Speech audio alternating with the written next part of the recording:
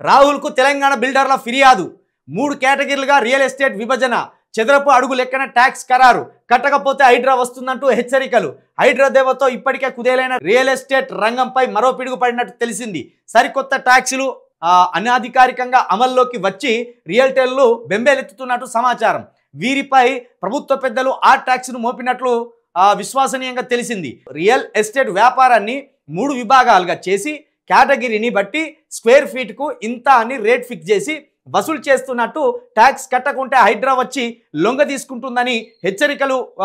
వస్తున్నట్లు రియల్టర్ వర్గాల్లో చర్చ నడుస్తున్నది ముఖ్య నేత కనసన్నల్లో ఆయన బంధువర్గం పర్యవేక్షణలోనే కొనసాగుతున్న ఆ ట్యాక్స్ వసూళ్ల భాగోతం ఇటీవల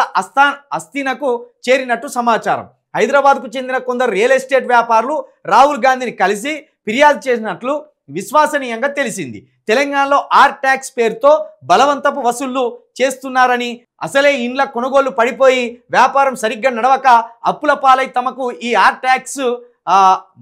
అశనీపాతంగా మారిందని ఫిర్యాదులో పేర్కొన్నట్టు సమాచారం కాదు ఆయన సీటు భద్రంగా ఉండాలంటే ఆయన పోయి అక్కడ ట్యాక్స్ కట్టాలి మీ దగ్గర ట్యాక్సులు వసూలు చేస్తేనే ఆయన తీసుకుపోయి మళ్ళీ ఢిల్లీకి కప్పం కట్టాలి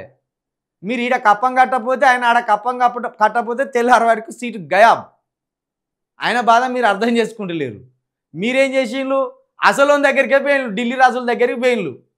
రాష్ట్ర రాజుని విడిచిపెట్టి ఢిల్లీ రాజు దగ్గరికి పోయిన్లు మరి ఢిల్లీ రాజే కదా ఈయన దగ్గర నుంచి కప్పం వసూలు చేసి పంపమని చెప్పింది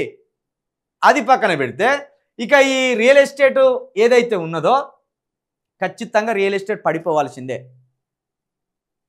పడిపోవాల్సిందే వేరే రంగాల అభివృద్ధి చెందాలి భూములు ఎప్పుడు సామాన్యుడికి అందుబాటులోనే ఉండాలి కొన్ని లక్షల కుటుంబాలకు ఇంకా ఇంటి స్థలం లేదు కాబట్టి ఈ రియల్ ఎస్టేట్ వ్యాపారుల కోసం భూమి పుట్టలే రియల్ ఎస్టేట్ వ్యాపారుల కోసం భూమి లేదు సాధారణ ప్రజలు దున్నుకోవడానికి భూమి ఉండాలి సాధారణ ప్రజలు గృహ అవసరాల కోసం భూమి ఉండాలి అంతేగాని ఈ రియల్ ఎస్టేట్ భాగోతం కోసం ఈ బ్రోకర్ దందా కోసం ఈ బ్రోకర్ దందాగాన్ల కోసం కాదు భూమి ఉన్నది